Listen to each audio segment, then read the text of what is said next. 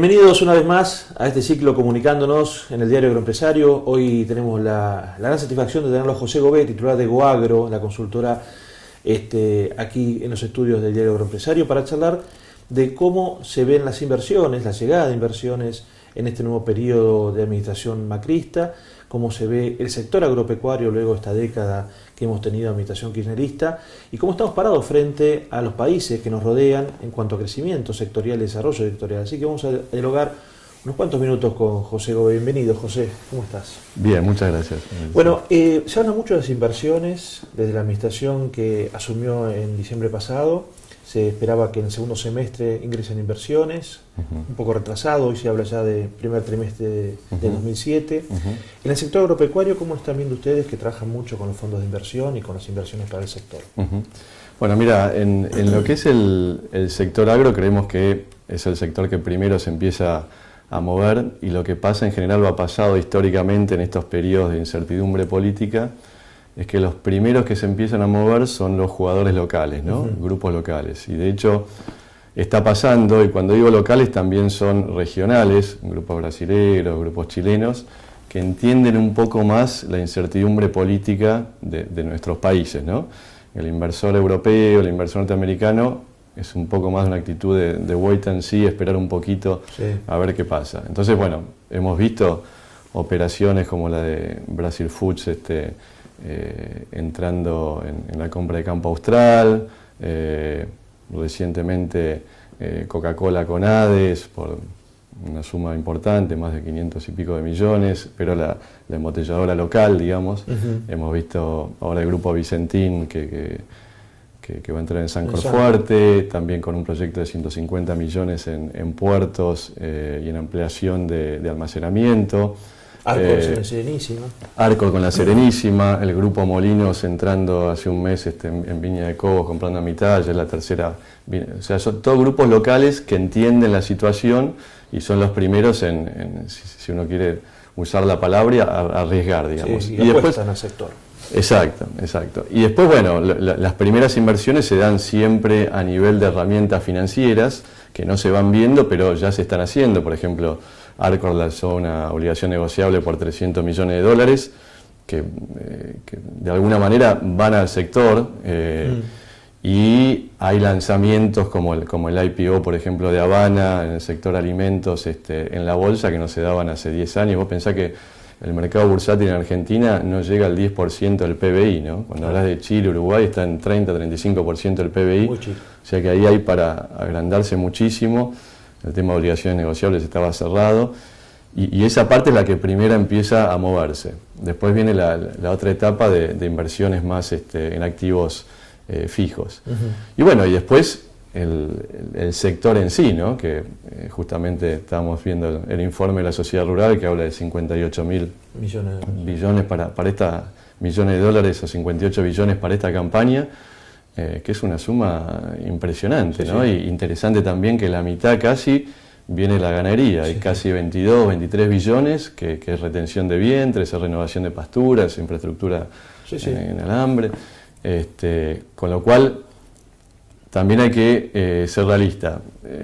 En 6 meses, en los primeros 3, se salió del default, o sea que muchas inversiones esperan hasta ese momento. Tenés hoy una tasa muy alta en algunos instrumentos financieros como las LEVAX, arriba del 30-35%, que mucha gente que iba a invertir dice, bueno, por ahí espero 6 meses, pongo en una LEVAC, 35, y después veo. Sin embargo, ves como los productores, eso es muy interesante, porque un productor que puede decir, bueno, cobro lo que gané del trigo, lo meto en una LEVAC, no. Lo mete en retener Hacienda, lo mete en el sector. Es cultural, ¿no? Eso es más cultural pero no hay análisis financiero, me parece que es más cultural, ¿no? Impresionante, sí. Ahora, de afuera, las inversiones para apostar al sector o las extrasectoriales, ¿están mirando con...? Sí, mira, ahí hay una categoría que nosotros llamamos los nuevos jugadores. Exacto.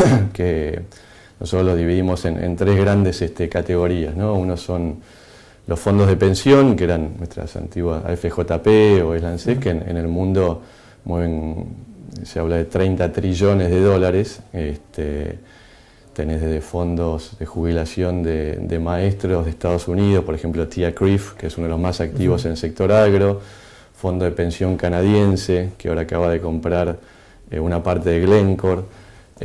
Todos estos jugadores no estaban en el sector, se fueron metiendo los últimos 6-7 años porque ven en el sector digamos, algo que los defiende contra inflación, algo que en un momento en que las tasas son bajas les da rentabilidades un poco más altas. Sí.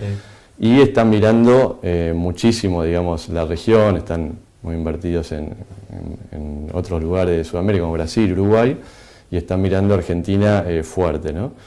Después tenéis los tradicionales fondos de private equity que están hoy metiéndose mucho en la parte, si querés, no tan de inversión en tierras, pero más en logística, frío, fondos como Aqua Capital, Pampa Capital, que son los dueños de Sursen, de Campo Austral, que están mucho más activos ahora en Argentina, se habían ido a Perú, Colombia, Brasil y Chile, y ya nos están pidiendo mirar distintos sectores acá en Argentina. Y por último tenés el de fondos soberanos, que esos son los que tienen una oportunidad más interesante.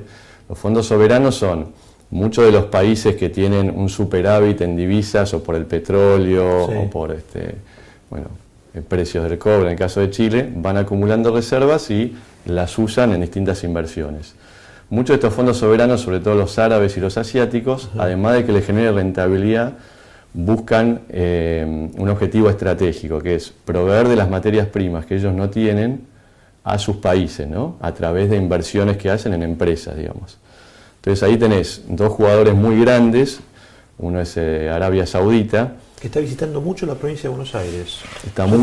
Muchas reuniones. Arabia Saudita fue muy interesante porque vos sabés que hicieron un programa para ser autosuficientes en trigo y en alfalfa. Entonces llevaron pivotes, llevaron ingenieros agrónomos, llegaron a hacerlo hasta el 2008 y después se les acabó el agua para consumo humano. Entonces cambiaron totalmente la política y empezaron a todos los años importar un 15% de eso que ellos necesitan. Entonces hoy ya casi 80% lo necesitan de afuera, sobre todo trigo y alfalfa, pero lo están haciendo, se cambió el concepto de seguridad alimentaria, ¿no? El tradicional de la Segunda Guerra, que era, después de la guerra los países europeos decían yo produzco en mi país con subsidios porque no quiero depender de otros. Bueno, acá Arabia Saudita se dio cuenta que no puede por limitantes, entonces va a producir en otros países, pero necesita de alguna manera tener alguna seguridad política sobre las empresas. Entonces ahí hay, por ejemplo, fondos como Almarai, que es el tambo más grande de Arabia Saudita, que ya invirtió en Argentina, compró Fondomonte, que son 15.000 hectáreas, y ahora está ampliándose en un programa de alquiler de hectáreas bastante grande en San Luis y en Santa Fe. Otro fondo Salic, que compró el 50% de lo que era la Canadian Wheat Board, que era la que exportaba todo el trigo de Canadá. Ahora compró hace algunos meses el tercer frigorífico de Brasil, está mirando muy muy fuerte Argentina y Uruguay, y bueno, por ejemplo, hay una iniciativa del príncipe que va a reemplazar al rey Abdullah, que están ellos saliendo a hacer público Aramco, que es la petrolera más grande de Arabia Saudita, por la cual canaliza todas las exportaciones de petróleo. Cuando salga a ser pública, gran parte de eso es armar un fondo soberano de 3 trillones. Para que te des una idea, 3 trillones pueden comprarse Google, Apple, Microsoft, y gran parte de eso quieren que vaya al sector alimentos. Eso le está largando el príncipe Bin Salam, que es algo que va a estar en los próximos 5 o 10 años listo, ¿no? Ahora, ante todo este panorama de desembarco de inversiones, que es más que interesante, ¿cómo está hoy el sector agropecuario argentino parado? Mirá, yo lo divido en dos partes, ¿no? Desde la parte agroecológica, digamos, seguimos teniendo unas ventajas competitivas impresionantes, ¿no? Cuando comparo con algunos lugares de Brasil donde tenemos clientes, algunos lugares de Uruguay, siguen estando ahí, si bien ves una degradación que ha habido en el tema de productividad, sobre todo de suelos, de no reemplazo de fertilizantes, pérdida de nutrientes, que a lo largo de estos años muchas veces es la caja que tienen. Tal cual. Y la otra parte, que es la parte, si querés, más de riesgo político, legal, y todo este tipo de cosas que está cambiando en estos últimos meses, ¿no? Que ahí muchas de las preguntas de estos fondos es, si bien cambió el gobierno, por ejemplo, ¿cómo está el sistema jurídico? Digamos, o cuáles son las las garantías que ustedes dan de que no vuelva a pasar lo que pasó algunos años en los cuales yo invertía y cuando quería sacar parte de ese capital, claro, utilidades no las podía sacar. ¿Por qué eso no va a volver? Bueno, todo ese tipo de preguntas son los que están un poquito atrasando las decisiones, pero cuando te comparás en precio con mismos campos activos, frigoríficos, de países, no solo los países cercanos, sino a otros lugares del mundo, Argentina es muy interesante y hay oportunidades muy importantes, ¿no? ¿Y cuál vos crees que es la ventaja, los climas, el suelo, los talentos de la gente que trabaja en el campo? ¿Cuál es el que prima en todo esto?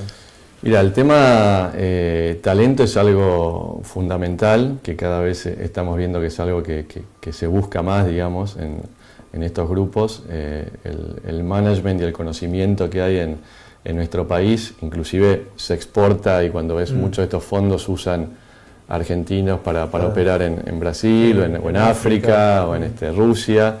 Entonces la media es muy interesante, es muy alta. Después, bueno, las características, ahí hay que ir sector por sector, ¿no? Si nos comparamos en pradera pampeana, te diría que el poco requerimiento de fertilizantes comparados con lugares de Brasil que están en expansión, que tenés que encalar si no producís, o otros lugares del planeta. Cuando vas a algunos sectores más específicos como ganadería o como economías regionales, tenés que analizarlo sector por sector. Yo te diría que ahí lo más complicado está siendo hoy toda la parte de competitividad en el transporte, ¿no? Infraestructura, ya lo agregado, nos hemos quedado con costos que hoy estamos arriba casi 70% comparado con un Brasil o un Estados Unidos, cuando siempre fuimos los número uno por la salida que teníamos a puertos.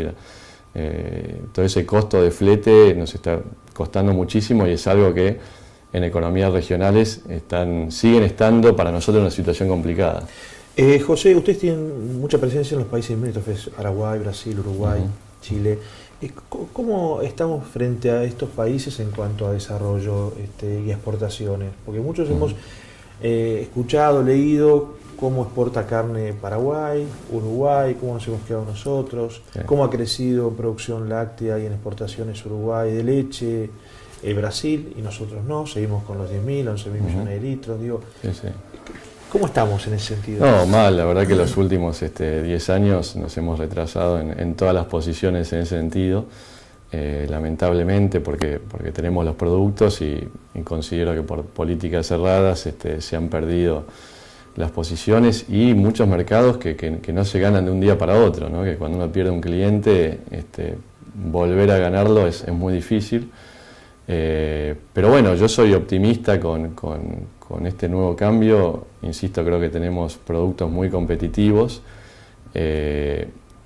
Falta tal vez esa política de país de apoyo, como ves por ejemplo en lo que fue Brasil a través del Banades, apoyando empresas como Brasil Foods, que compraban frigoríficos en Medio Oriente, frigoríficos en Estados Unidos, frigoríficos... falta, digamos, esa concepción de decir, queremos ser un jugador estratégicamente fuerte a nivel global en alimentos, ¿no? Y eso tiene que ser un apoyo político, además del riesgo empresario, que nos falta, digamos. Tenés casos muy contados a nivel global de empresas argentinas, como puede ser un Arcor, en nuestro sector de alimentos, un Techinto, Tenaris en otro sector, pero el resto son empresas más regionales en las cuales nos falta dar ese salto, ¿no? Y no se trabajó en toda la política de acuerdos bilaterales, que fue lo que se movió en los últimos 8 años, sobre todo Chile, Perú, Colombia, lamentablemente muy limitado por el tema Mercosur. Justamente ahora el nuevo presidente de Brasil está queriendo no abrirse, pero empezó a negociar bilateralmente y hay toda una discusión porque el problema del Mercosur fue cuando se ideó, no se ideó cuando vos lo ves como un bloque que sale al mundo, sino más como de protección extra Mercosur, ¿no? Ese famoso arancel de 35% intra Mercosur, pero no lo ves proactivamente yendo a negocios, proyectándose como es hoy toda la política internacional, ¿no? Sí, sí. Entonces creo que ahí necesita de muchos cambios. Yo soy un convencido de que Brasil es nuestro hermano mayor y tenemos que apuntalarlo y seguir. Claro, y seguir con eso, pero hay que hacer una serie de cosas ahí para mejorar, ¿no? Porque hablabas recién del trabajo de la sociedad rural argentina y de que la mayor parte de esos 53.000 millones es la ganadería, ¿no? Y en estos años uno ve Paraguay, Uruguay, que han desarrollado políticas amigables con la sociedad para venderle carne al mundo, impidiendo de que la carne en la mesa aumente, que no haya conflictos sociales. En la Argentina fue todo lo contrario. Sí. Siempre la gente se queja por la carne, hay problemas con los frigoríficos. Digo, ahí falta una política para hacer amigable el desarrollo ganadero y que podamos exportar. Seguro. Lamentablemente se ha creado esa falsa disyuntiva en el cual digamos, no se puede consumir localmente a un buen precio, una buena calidad sin exportarlo, cuando digamos está demostrado con Uruguay y otros que al abrir mercados exportadores eso genera mejores precios en el mix de la res que te permiten aumentar la oferta local hasta poder bajar un poco los precios locales. Bueno, eso es lo que está pasando ahora, ¿no? Mucha retención de vientres, inversión en pasturas que no ha habido en los últimos 6, 7 años, con lo cual yo veo que eso va a cambiar. Están faltando esas reglas claras que por suerte se han puesto de acuerdo todos los jugadores de la cadena de alguna manera para empezar a jugar con otras reglas y que funcione también el sistema legal, ¿no? Que es lo que hablábamos antes, para certificaciones, para habilitaciones, para todo lo que es la negociación de res negro, digamos, ese tipo de cosas, que bueno, yo creo que va a ir cambiando, pero que va a tomar más tiempo. Ustedes en la consultora también administran tambos y están en el negocio lácteo, sí. Un sector complicado en estos últimos años. Sí. ¿Cómo lo han ido llevando? Está complicado, creemos que por un tema puramente de oferta y demanda, me parece que es algo que en el mediano plazo tendería a cambiar. Lamentablemente ahí también es otro ejemplo. Argentina, por ejemplo, un gran exportador de quesos y se comoditizó y somos en nuestro mix mucho más exportadores de leche en polvo en lo poco que exportamos, pero hay mucho por ganar. Por ejemplo, cuando la Unión Europea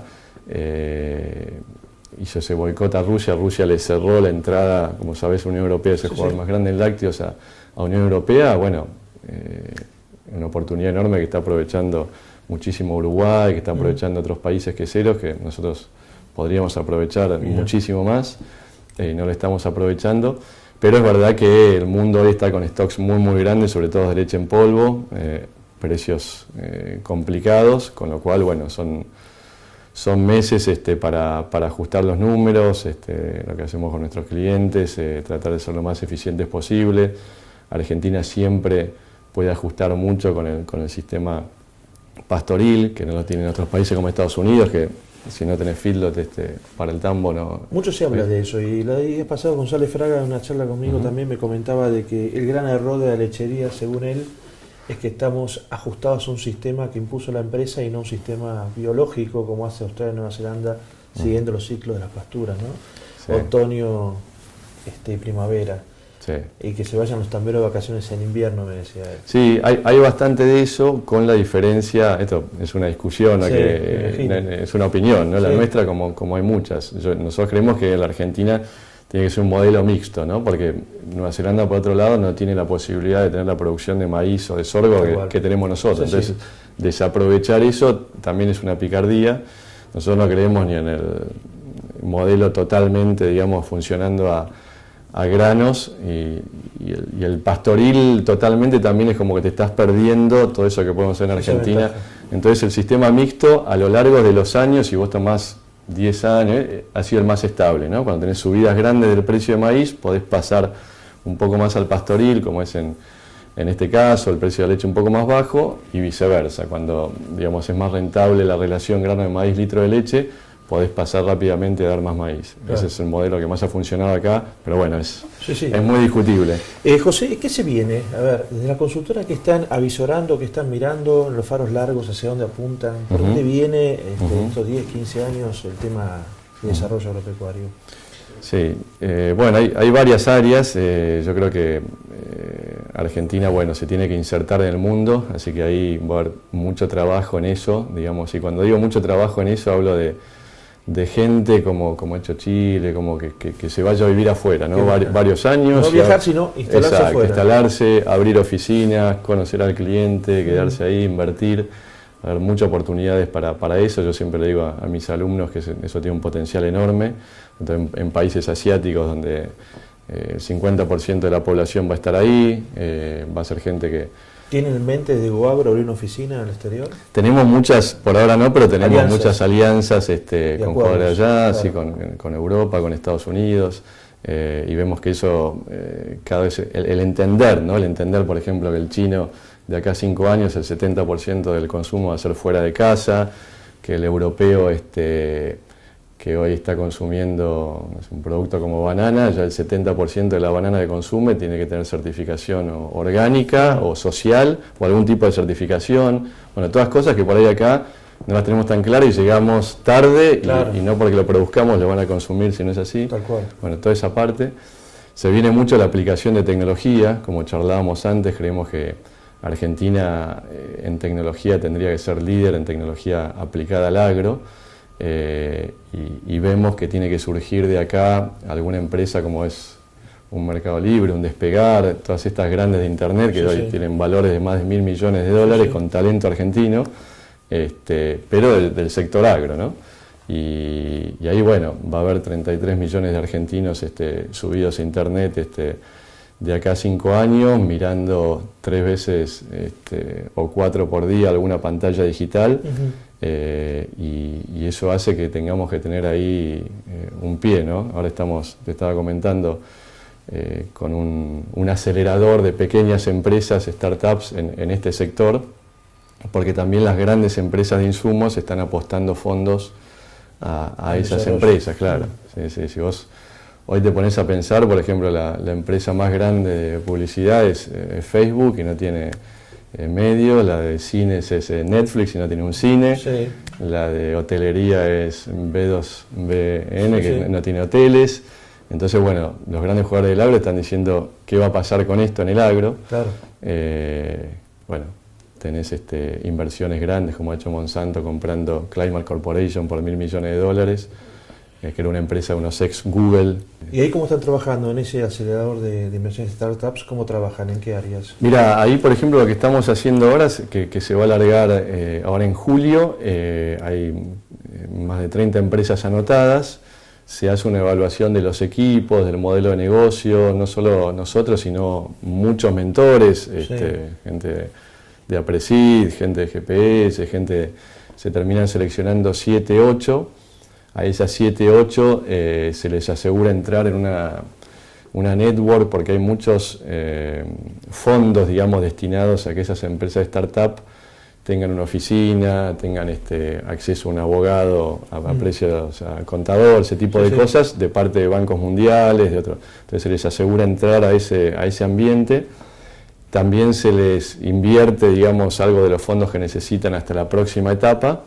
Y bueno, se las va ayudando, ¿no? con consultoría para también, a mucho lo que se les está haciendo es acceder a Estados Unidos, a Silicon Valley, esos lugares donde tenés más visión a potenciales inversores, que te da más expansión. Por ejemplo, la gente de Solapa 4, que ahora ya tiene una oficina en San Luis, bueno, tuvo ese proceso, ¿no? De alguna manera empezó así y accedió. Entonces, bueno, todo ese tipo de cosas que hay muchísimo talento. Aquí en Argentina, la verdad, gente joven que le gusta mucho la tecnología. Como charlábamos, el promedio del productor argentino en edad es mucho más bajo que el promedio mundial. El promedio de un norteamericano de 60 años, acá estamos en 35, 45 años.